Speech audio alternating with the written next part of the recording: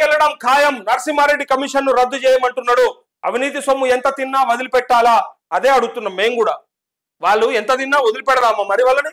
విద్యుత్ కొనుగోళ్లపై విచారణ జరపాలని గతంలోనే చెప్పా. ఇప్పటికే గొర్రెల స్కీమ్ లో 700 కోట్ల అవినీతిపై ఎంక్వైరీ, పార్టీ విలీనం కోసం బీజేపీతో బీఆర్ఎస్ చర్చలు, నా వద్ద ఆధారాలు ఉన్నాయంటూ మంత్రి కోమటిరెడ్డి వెంకటరెడ్డి అంటా ఉన్నాడు. పార్టీ విలీనం చేసే ప్రయత్నం జరుగుతూ ఉందట. నిజంగానే ఎందుకోసం అంటే కవిత ఇయ్యాల 2.5 నెలల పైగా తీహార్ జైల్లో ఇంకా అక్కడే ఉంది, జ్యుడిషియల్ కస్టడీలోనే ఉంది.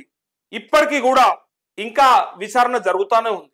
సో కవితను బయటకు తెచ్చుకోవాలంటే ఆయన ముందున్నటువంటి ఏకైక ఆప్షన్, ఒకే ఒక్క అవకాశం బీఆర్ఎస్ ని బీజేపీలో విలీనం చేయడం. సో వాళ్ళు ఒప్పుకుంటారా లేదా తర్వాత సంగతి. ఈయనైతే కలుస్తాను అంటా ఉన్నాడట, వీలైనంత తొందరగా.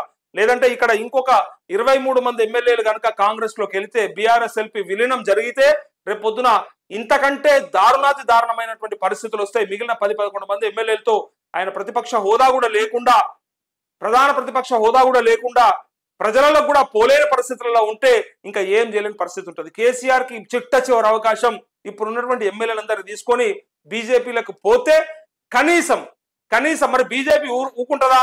కేసీఆర్ బీజేపీలకు వస్తే మరి బిడ్డ మీద ఉన్నటువంటి కేసులని రద్దు అవుతాయా అంటే అదంతా మనం గతంలో చూసినాం, భవిష్యత్తులో కూడా చూస్తాం. చేరిన తర్వాత ఉండే పరిణామాలు ఏంటో మనందరికీ తెలుసు. ఎవరిని తప్పు పట్టాల్సిన అవసరం లేదు. కానీ గతంలో జరిగినాయి చూసాం మనం. పక్క రాష్ట్రంలో సుజనా చౌదరి కావచ్చు, సీఎం రమేష్ కావచ్చు, మన రాష్ట్రంలో కూడా కొంతమంది ఉదాహరణలు ఉన్నాయి.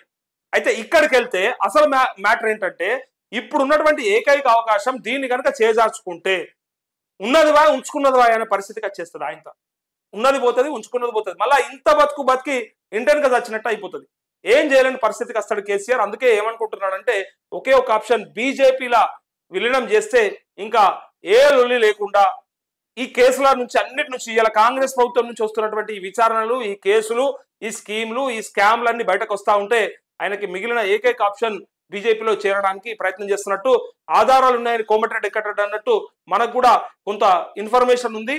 అట్లాంటి చర్చలు ఇంకా పూర్తిగా చేసుకుందాము అని చెప్పి కాదు, కానీ ఎట్లా ఉంటది ఆప్షన్, కూతుర్ని బయటకు తెచ్చుకోవచ్చు, మన పైన జరుగుతున్నటువంటి విచారణలు, లేదంటే ఇలా హరీష్ రావు, కేటీఆర్, కేసీఆర్ వీళ్ళందరూ కూడా జైలుకి వెళ్లాల్సినటువంటి పరిస్థితి వస్తుంది. కాబట్టి బీజేపీలో విలీనం చేసుకుంటే ఆ దాని నుంచి బయటపడవచ్చు అనే ఆలోచనకు అనిపిస్తా ఉంది.